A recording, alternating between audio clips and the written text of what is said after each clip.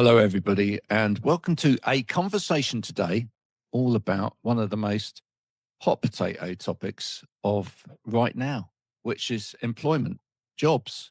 People are out of work. People are struggling in work. People are finding getting a job quite difficult. People are finding it difficult when they have got a job and they want to get another job because cost of living is so high. Today, joining me for this conversation are Kirsten-Reece, thank you, from No Nonsense Jobs, and Roger Broadbent of the Empowerment Passport. So let me start by getting you both to introduce yourselves. Yeah, thank you, Graham. Good to be here this morning. My name is Kirsten-Reece Tarpy. I am the director of No Nonsense Jobs, a recently launched jobs board on a mission to encourage recruiters and employers to write better job adverts by segregating information, supplying more information than we commonly see, and telling candidates what's really required of them before they apply, before they go to interviews, and plunge themselves into a process that, you know, is the next step in their lives and their careers. For all the reasons Graham's just said, it's hard out there right now, and it's being made harder by lots of poorly written job adverts. When we don't get information right for people, we make it inaccessible for people, we exclude people, don't we? And, you know, that's been part of your mission, really, has been making the information that we have on people, the information that we have or we pass between people, that communication of information, as clear as possible so that people can actually achieve what they need to do. So to talk a little bit about what it is you do with the Empowerment Passport. Yeah, hi, thanks, Graham. Thanks for inviting me. I'm not the originator of the Empowerment Passport. That's my colleague, Mandy Worley, but we're a team of three. We really focus on neurodiversity. I think we do that particularly well. And as you say, I think it's really difficult for neurodivergent individuals to explain their strengths to other people when they've had experiences where their self-confidence has been challenged, shall we say, through education and maybe in employment situations. So they forget to remind other people that they're really good at certain aspects of life and jobs and work performance. And I think that's where it's going to be really helpful with Kirsten's new venture, so that employers can really focus on listening to what different people are bringing to the table. You know, neurodiversity, we're 25% of the population. There's lots of us. And we bring magic things to the workplace, whether that's through an autistic person being really focused on their task that they do at work, or a dyslexic person thinking outside the box, dyslexic like me. And we've developed the Empowerment Passport that lets people share their strengths and some of their needs with others. We've also developed the screening tool, This Is Me, that allows people who've maybe not had the money for a full assessment, or they've not had the facility to have a full assessment for their neurodiversity. And then that allows them to be better informed themselves and to better inform others. And like Kirsten said, in this job market, we need to be working as effectively as possible to understand what candidates are bringing to the table. Kirsten, what's the big problem that's out there at the moment with most of the way that jobs are shown to people? It sort of started for me sort of 18, 24 months ago when I was looking for a new sales job, because sales as a sector is one of the worst sectors for writing bad job adverts. There's three things really that I think are an issue. One is that candidates are not being told how important possessing a particular requirement is. They're just listed, but it's not, you must have this, as in we won't look at you if you don't. And then everything else is just listed exactly the same. It's not saying this is an absolutely vital part of this role. We cannot consider you unless you've got da, da, da, da, da. So that's a big part. The second one is that companies are talking too much about themselves and not enough about the job. So yes, introduce yourself, say what the company does, say what products it produces, explain a bit about who you're going to be working for, because whilst a lot of us go to work to earn money, you've got to really have an interest in what the company does. Otherwise, it's not going to compel you to apply, because you're not going to engage with it if it doesn't interest you. So by all means, introduce yourself.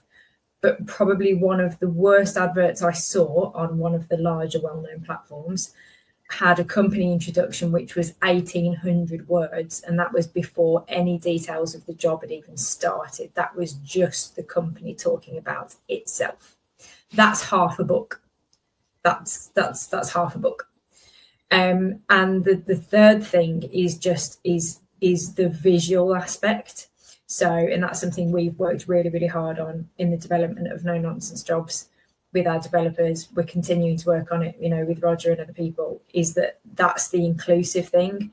We need to see information easily and quickly. And that's why candidates are submitting applications for jobs that they are not suitable for, because they cannot find and don't have the time to find for hours where the salary is, what the location is, whether or not they actually possess all the requirements, because none of it's in any sort of uniformed style, layout, or anything. So we've created tabs that have the job, the company, the requirements, the skills, the knowledge, the experience. We've put everything in its place. And that's what we believe are the three major things. It's length, it's accuracy of information, and being able to find it quickly and easily. And Roger, here's the thing, isn't it? I mean, anybody that's worked in and around inclusive practice knows that when we talk about doing things in a more inclusive, accessible way, that doesn't just benefit the 25% or the, even the 4% or whatever. It benefits everybody. If you're putting a job advert out there, that first and foremost, you can see where it is and how much money I'm going to get paid to do this job, so that, you're not going to apply if it's not the right thing. And it must put so many people off, because they're sat there reading going, is there actually anybody on the planet that actually fulfills all of that criteria? The answer is probably no. It's just like, that's the absolute ideal spec that company has come up with, sat in a boardroom going, if we could, we'd have all of these things. But that person doesn't actually exist. If you are going to set out a list of requirements and then tell somebody, actually, do you know what? If you haven't got that, it's just a nice to have. Don't take too much notice. But then there's some other poor candidate looking at that advert going, oh, do you know what? I tick all the boxes bar this one, right? If they'd have known that actually they're going to renege on it, that poor candidate that could get the job and could be really good at it isn't going to apply, because they've been put off by seeing a requirement that says you must have it. So actually that creates another problem in that criteria is not being defined. How important is it that you possess this qualification, this skill, this bit of knowledge, this bit of experience? It's like a lot of jobs that say you must have been in a particular sector for so many years. Well, why? Can you justify that? Because actually, if you've got somebody else who's only been in that sector for 3 years, are they any less suitable for the job? Don't tell one person it's a nice to have and somebody else it's a must. Where is this coming from? Is it laziness from the people that are putting these job adverts out there?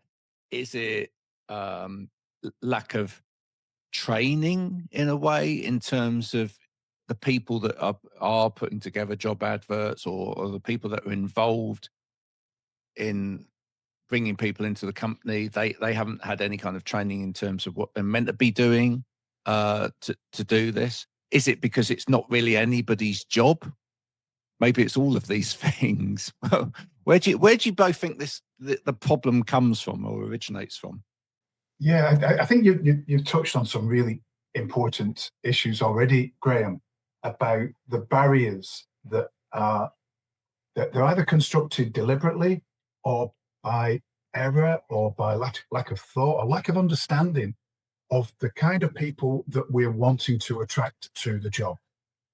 So say, for example, that big list of requirements for a job role, and one of the items on that list is not a mandatory requirement.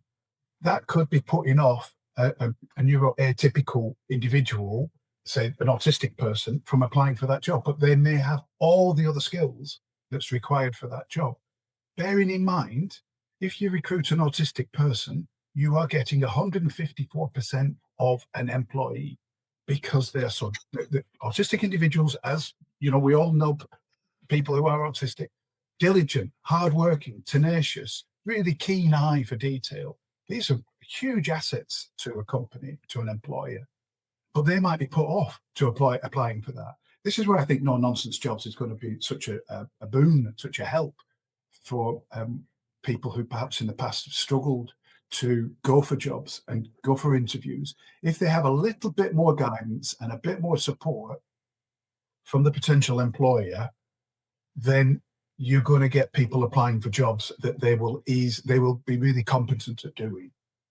Yeah. And as to why that is, where the barriers come from, I think there's a lot around lack of knowledge, awareness, and understanding regarding lots of these issues in HR departments and companies across the piece. I would say that lots of companies are very keen to try and do it better. You know, we have inclusivity departments, diversity inclusivity departments, but sometimes you do wonder whether or not they are just ticking a box. And if more effort can be made, especially in the recruitment process, to be wholly inclusive. Sorry, Kirsten, for going on a bit here, but Graham, you did No, not at all. that I've not been able to address before as to how being a truly inclusive organization hugely wins for the bottom line of the company on many different levels. You're getting a team that is prepared to accept people's uniqueness and difference wholly, which is really healthy. That's a really healthy environment to be working in, not only for the neurodivergent person like me, dyslexic, but also for the people in my team who then understand why I might make spelling mistakes in reports that I produce, or these kinds of things. But I'm allowed and I feel confident in fully expressing myself in the workplace. And the bottom line is that makes that company or organization far more effective, far more profitable. And in these challenging times, that's what we all want. I've got a feeling that doing this work, Kirsten, and actually trying to create a change here for the way that people put jobs out could actually have an impact on company culture as well, a positive impact on company culture as well. We've really centered around titles, and titles are so irrelevant internally to a business. Externally, they mean something, right? So if someone's a CEO of a business, it gives someone looking from the outside of the business, an important snapshot of who that person is within that business, within that hierarchy, etc. But within the business, it doesn't really say very much at all. Because what it doesn't do is it doesn't actually say, what is that person good at and what is that person not so good at, right? And culturally, we're at a place now where businesses know that actually, if they are to be more effective, what they need to do is they need to actually granulate that properly so that, you know, if somebody is sitting on a team to look at a particular project and they're, for example, great at visualization and creative thinking, etc., but they're useless with figures. If a lot of that project is to do with figures, they probably shouldn't be on that project. Yeah, regardless of what their position is, right? And we need this to spread from the top down. We need this to spread from when we are employing people to come into the company. Let's have a better understanding of what this person's really good at, what their weaknesses are, where we need to develop them. Where it's just down to a lack of training and they can do those things if they're provided with training. But where can we utilize this person most effectively within the organization rather than produce a long list where this person is absolutely brilliant at everything, because that person never exists, and bring people in and slot them in effectively into the structure where they will be most effective. And actually, you're both trying to do that in different ways, aren't you? But now trying to do it together as well, because with Roger and his screening so that people know what it is that they're perhaps where their weaknesses are, and can identify those and put some kind of label to that as well. And then with the passport, being able to say throughout an organization, look, these are the things that I'm not so good at, and these are the things I'm brilliant at. I'm going to be able to blue sky think this to the cows come home for you, but I'm not going to be able to do that. That's brilliant. And you're now trying to do that with a job board as well. What difference do you think this could actually make to company culture out there? I think one of the things that I've sort of banged on a lot about over the last 12 months is language, and you've touched on it very much there, and so's Roger. I saw a job advert yesterday that was literally acronym after acronym after acronym, all joined together to make a sentence. It said, you must have a CTU in the ASP in the OTQ, and I was like, who on earth is going to get any of that? I found myself googling all of it just to string the sentence together. So a big part of this is language, and that's one of the biggest problems we've got. And as you said, Graham, on one of our previous posts, if you go back to the days of the sort of 60s, 70s, 80s, where we all advertised in the backs of newspapers and we had a 2-inch square box in which to put our words, and we didn't need much information then, because jobs have evolved so much over the sort of last 30, 40 years. It was shoe shop assistant, 9 to 5, Monday to Friday, uniform provided, apply within, right? 20 words was all you needed. You didn't care that you'd be serving customers, handling money. That was a sort of a given, but you knew you'd have that explained to you at interview. Am I suggesting we go back to using 20-word job adverts? In a perfect world, probably yes, because everything was a bit nicer back then. But we just need to tell the truth, and I think some of it's got a bit lost. I know back in the days when a recruiter rang me out of the blue for a job, I would ask them, what training is going to be provided me? What progression prospects can I expect after 12 months plus?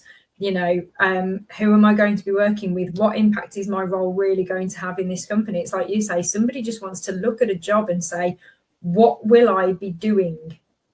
What am I going to be engaging in on a day-to-day basis? Does this rock my boat? Am I going to apply? Yes, you've got to tell a bit of a story, but I think like some of the job adverts I've seen, which are excessively lengthy, it's not a story, it's complete fiction. It's complete fiction. And that's why people are getting jobs and then lasting a few months and bailing. And right now, the economy is not in a place where people want to be doing that. That puts people worse off. It puts more people at risk of needing to claim benefits because they're having to bridge the gap of having no money coming in. So it actually is a systemic issue. The language we're using is not inclusive. It's not throwing its arms open to people to say, this is what we want in our organisation. And a title can mean anything, but I'm pretty sure all three of us have worked within organisations where somebody's held a title which is glorified, overblown, and not in any way connected to what they actually spend their days doing.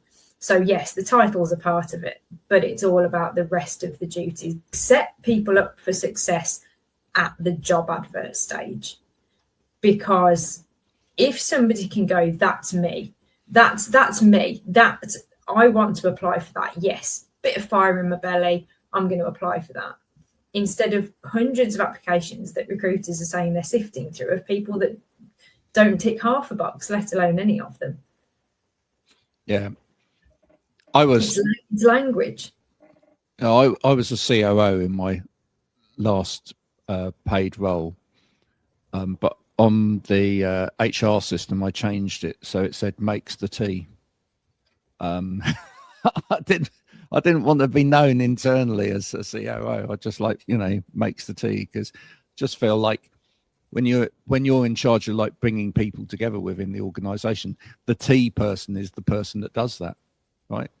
The person that actually makes everybody a cup of tea and like walks around and says, how are you? That's the person that does that. And I just felt like if we could get back to, what are you actually here for?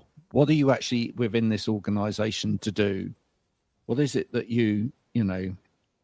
if I'm doing this, do I need to have me in the room or not? one of the things that we're all seeing is huge amounts of burnout out there for the people that are working within organizations. And one of the reasons we're getting that burnout is because people are involved in too much in those organizations, which they don't actually need to be as well. So once we start sticking these big titles on people and this list of kind of over list of responsibility onto people as well, it means that everything has to go across their desk, which it probably shouldn't, you know? And then the responsibility isn't filtered down properly. We don't give autonomy then to the right people within a business and give them the respect to actually say, no, I brought you in here to deal with this because you have this skill set and I can leave you to do that. Now that starts from the job advert. If we focus on what this person's really going to be responsible for within the business, and therefore the things that are going to matter to that responsibility, not all of the fluff, then it means when they come into the business, we can clearly define that actually this bit we don't need to get them involved with. That does not need to go across their desk. They do not need to see that. They do not need 100 emails on that or to be followed in that thread, because actually that's the responsibility of this team or these people over here, not them. Right? And that helps. That's going to help not just, as I say, in terms of people having the right jobs but in terms of that culture of people not burning out in business as well. I think this all goes a lot further. The narrative that we've got at the moment in business is really, really very, very dangerous. Can I ask you as well a little bit? Let's get very contentious and talk about AI. How much has AI kind of played a part in all of this getting even worse, do we think, in terms of like people not even thinking about what they're doing, but literally just pressing a button? It's such the elephant in the room, isn't it, for all of us at the moment. And moving forward, you know, I'm hearing all sorts of crazy stats that there's only going to be the need for 10% of us in the workplace. Can I just come back a couple of steps though before we jump into that huge subject area? I absolutely adored what Kirsten said, that let's set people up for success. If you're going to recruit somebody, try and recruit the best candidate for the job, obviously. But once you've made that decision, get behind them. Get behind them. We're all human beings. None of us are a perfect example of a human person. We all come with flaws and warts and all. Get behind the individual. Understand them. I thought that was terrific, and I'm going to share a company, national company, who I hope will be really proud that I'm mentioning them in this scenario. It's Kia Construction. They've got a really positive view to neurodiversity in the workplace. They were charged to be a part of, during COVID, we had to build these Nightingale hospitals really quick. So they were charged to get involved with the one in Glasgow, and their project lead guy, I won't mention his name, it's not fair, but the project lead that they sent forward to the meeting with all the military people, the engineers and logistics people who were involved in it. Because of his neurodiversity, he was a little shy in that initial meeting. But because he was known in the country as being a real top at his job as a construction project manager, they asked him for his feedback as to what he thought the plans were before they'd signed it off. And he said, it's okay, but we won't deliver on time. He highlighted, because of his seeing the bigger picture, he highlighted the potential failings. They listened, they adapted his ideas, they utilized his ideas, and the hospital was built in 2 weeks. So it just goes to show, if we focus on the strengths of the individual, these individuals can achieve huge things and they can succeed. And the other thing that you did mention, and I'll quickly just say about the burnout, often neurodivergent individuals will struggle with burnout because they're constantly trying to do as well as they can. And you mentioned like the million email culture that huge organizations like the NHS and what have you have, where somebody's faced with every morning 100 emails before they can start the job. Well, that's just going to put them under immense pressure. And as you quite rightly said, Graham, lots of that information, lots of that data is not going to be really relevant to them. They don't need to get involved with it. So it's keeping it nice and clean, isn't it? AI, wow. Kirsten, I've been talking a while. What do you think is going to happen to AI? What's going to happen to our jobs? I mean, I think that's really, really difficult to say. I think just in the last couple of weeks, there's been an explosion in the harm that AI can do. I don't want to veer off what we're talking about, jobs and grok and all that horrible stuff. But I think we've very quickly gone from the introduction of AI and everybody thinking it's the best thing since bread came sliced, to us actually now going, this is a risk that we have to manage, and we have to manage it very, very seriously. This is really not a laughing matter. But again, just keeping it with jobs, I think it depends how you use it. I mean, to use an analogy, I'm sort of fiercely independent about how my work is done and seen. So when I was given homework as a child and I struggled a bit with it, my mum would try and help me, and I didn't want it because I didn't want to submit work that I felt had input from anybody else, because I wanted to feel like when that work was marked, it was all mine.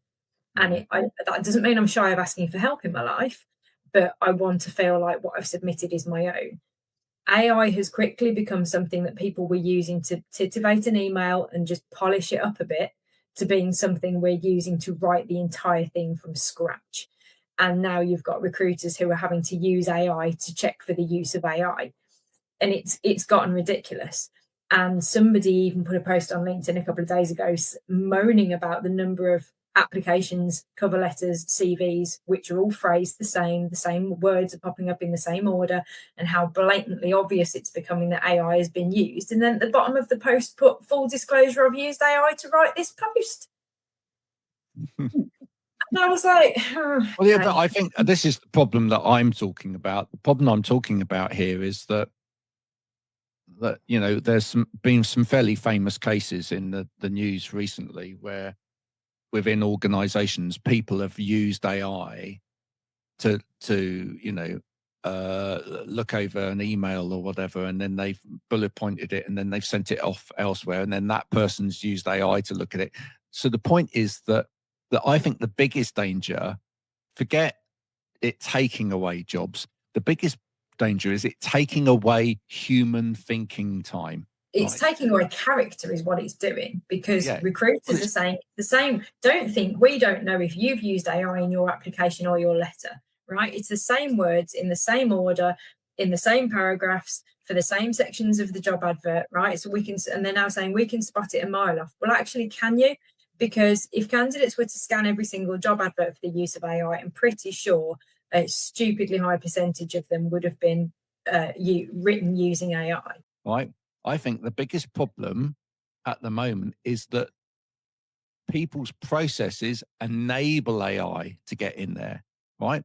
Because if all you have to do on a job advert is create a load of stuff in said AI, cut and paste it and plonk it over into there without even looking at it, without checking to see whether that's any good or not, then people will do it. But then the problems start from that point onwards, right? So the person places the job advert without looking at it or thinking about it. The person responds without looking at it or thinking about it. Somebody at the other end is probably using some AI to see whether or not that was AI and whether or not they should be looking at it or whatever. There could be some really great people in that process, but they're not going to get seen because the whole process initiated from AI. Right. I think what you're trying to do is brilliant, because actually by slowing that process down and saying, people, you've got to actually think about this. That's good. What I'm kind of seeing at first sight is that we have this big appetite that AI is going to be this wonderful cost-saving device that's going to save organizations tons of money.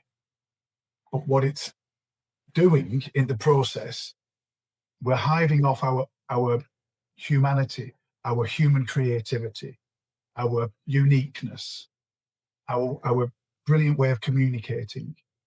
It's dumbing down to this kind of uniformity of almost robotic speak that we're seeing in CVs and cover letters and job applications, which I think is doing a disservice to us.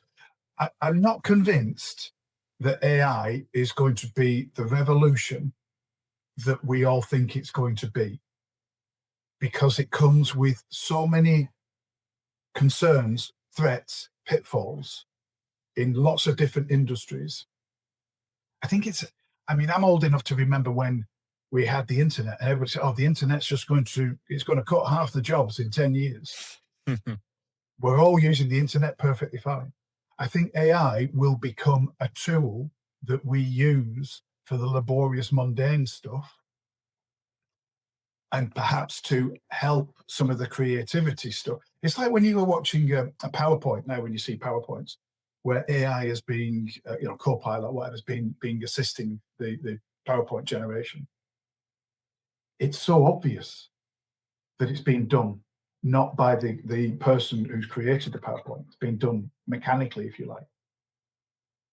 Well, I think, here's the thing. Here, let's be revolutionary about this, right? I think it has had a benefit to a number of people who suffer with cognitive processing, for example, and who have dyslexia, for example. It's been very, very, very beneficial to those people, right? Because we can check our spelling and something else is writing it, and we can make sure that it's all right before we send it. So there's an accessibility thing in there which is quite positive to the use of AI and technology. However, the thing is that what we should be thinking is we can allow those people to intelligently use it, and we should be training them on it in terms of how it should be used once they're within the organization. Maybe we should just get a little bit more human when it comes to how people apply for the job in the first place, right? So if there's a few spelling errors in there, if the grammar isn't 100% perfect or whatever, but they come over as a person in that application, I'm more interested, right? Perhaps we should just get a little bit less fussy and a bit more inclusive in terms of our own approach to the way that things are communicated. Because I think the danger is that we're trying to use these things to seek perfection anyway in the first place, but it's not perfect. It isn't perfect. What we create is a perfect imperfection. That's what it is. It is, but it's pushing people back.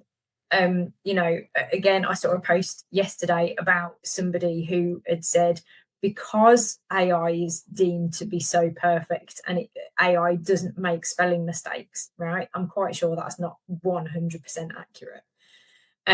But because recruiters are now saying we can tell if AI has been used, somebody said they've been given advice to deliberately pepper their CV with spelling mistakes just to get it past the applicant tracking system and to make the recruiter think that it's a human written application. This is somebody who knows how to spell the words they've deliberately misspelt. And if AI was not a part of this, they never would have done, but they've deliberately incorrectly spelt some words just to get it past the recruiter. That is a problem I can't think of a solution for. It's wrong. We've now got really educated people deliberately spelling stuff wrong because they want to come across as being natural. So now suddenly you're not classed as being a human being unless you make spelling mistakes. Well, I think there is an answer to the problem, and the answer to the problem, which again starts with what you're both trying to achieve, which is let's make more human the process by which people actually apply for these things. Let's get more information about the actual information about what the person's really good at and get their weaknesses as well. But here's the bit. It's about that change of culture. And you can be part of that change of culture, right? And then it's down to organizations to go, do you know what? We are going to actually say to people, I want you to be more human. I want you to apply as a human. I don't care about the spelling mistakes. I don't care about the grammar. I want you to try and make it right. But it's about that communication, because that if people feel like there is not that sort of judgment there, and that they're not trying to fool a bot or they're trying to fit into a certain process, but they're just trying to show themselves in that process, and that's fine. That's what the company want. Then they stop trying all of these other gimmicky things in order to do it, right? Perhaps we should actually do what, the last role that I was in, I didn't go for a job interview. I was invited for a cup of tea, right? Perhaps we should go more that route. Perhaps we shouldn't have like, we're interviewing 5 people today. Fine, get more information on the people that are out there. Understand their faults as well as the things that they're good at. Make more clear decisions in the first place about, are these the people that I want to have a cup of tea with and then have a cup of tea with them? Maybe that's the answer to finding really great people and getting really great people into organizations, as opposed to this systemic process of, almost like battery line thing, which is so outdated now, doesn't necessarily work. I mean, I know Roger will certainly have some great input on this, and it's probably definitely another topic for another day. But I'm more and more seeing people saying that they are being put through ridiculous numbers of interviews for a job. Even in this country, in the States, some of them are exceeding 9, 10, 14 plus interviews. Sorry, that's a company that just doesn't have a Scooby about who it wants to hire. And they're saying, we'll just add another stage. What does that do to include the neurodiverse, who will panic at the sheer thought of standing up in front of a room full of 100 directors doing a presentation, or whatever, a group exercise. I've had to do some hideous group X Factor style stage after stage, god awful. But people are still employing it, and actually I think a lot of people would agree with this. Some of the best companies most people have worked for are the ones where the interview was really informal, and it was come and have a look around the building and come and have a cuppa. Because actually, when work's really busy, you want to be able to sit in the staff room with a colleague and have a cuppa and talk to them about stuff that's not work. And so you do need that outside rapport with people. And I think interviews have become far too tedious, far too corporate, and we're interviewing people for skills that aren't needed.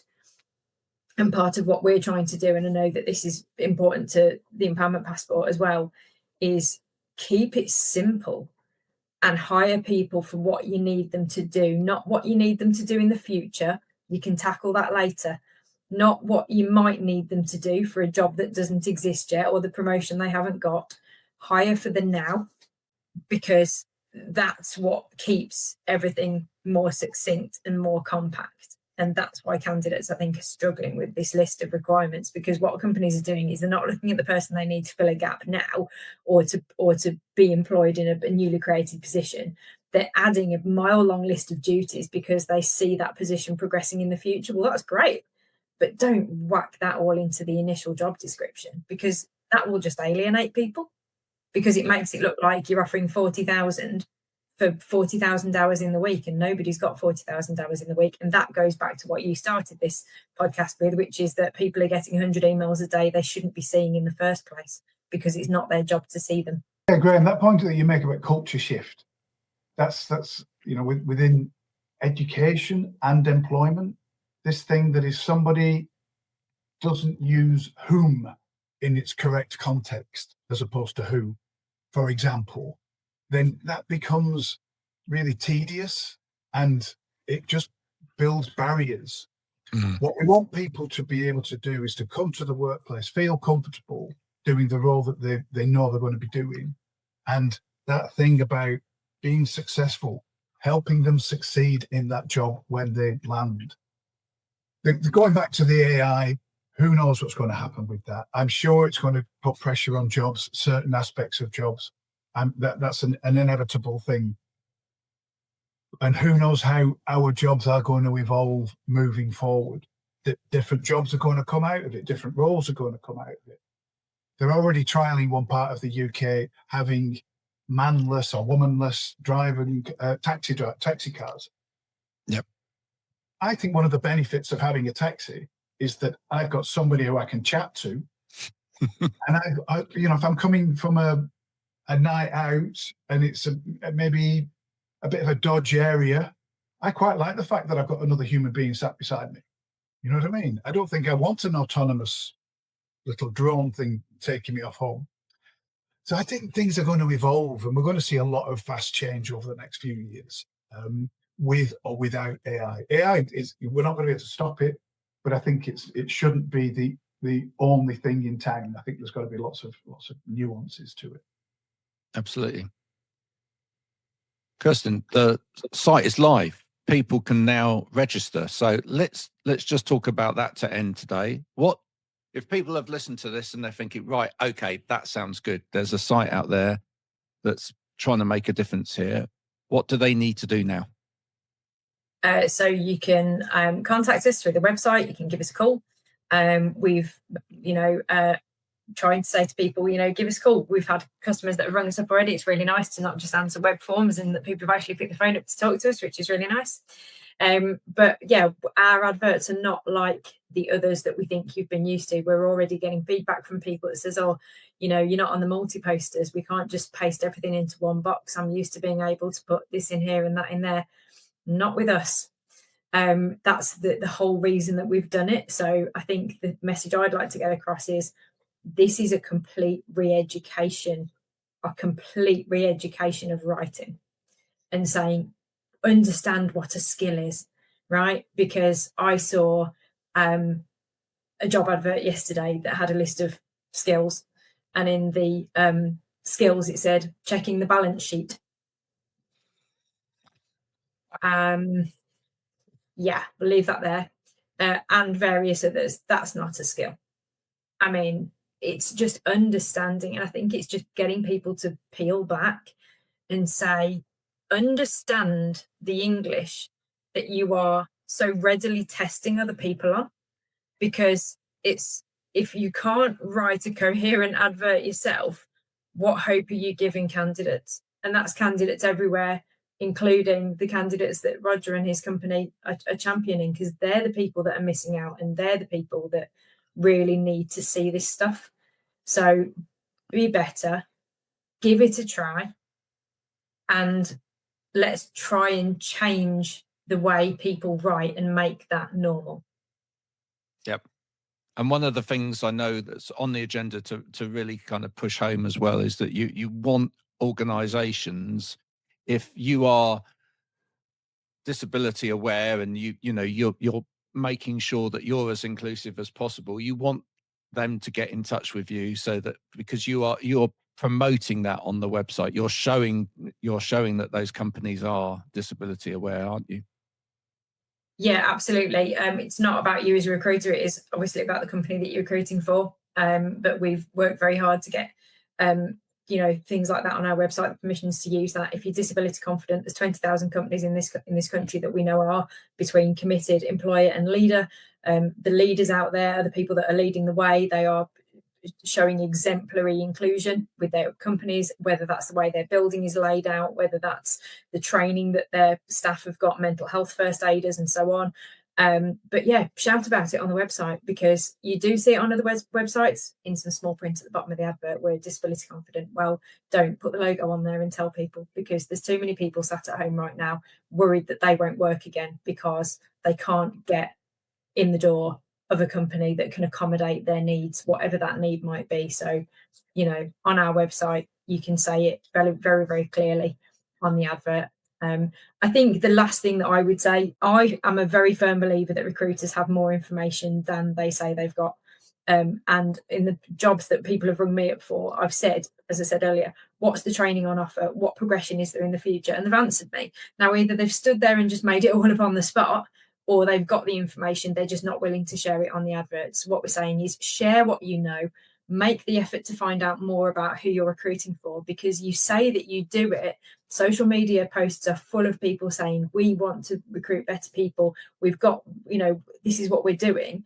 But then none of it, it's all hidden from the advert. So what we're saying is put it in the advert. Why can't people see it? Why the secrecy? Yeah. There you go. Thank you, both of you. Such a great conversation. I think we'll probably be back for a further conversation sometime soon. There's so much more to uncover on this whole topic. But if this has stimulated conversation or thought for you listening to this, do get in touch with your questions. We'd love to use those as the basis for maybe another broadcast later down the line. So until then, from Roger and Kirsten and myself, I hope you've enjoyed this. Do go and register with No Nonsense Jobs, whether you're a candidate or whether you're a recruiter. Go and do that now. We'll speak to you again soon. Bye for now. Thank you, Graham.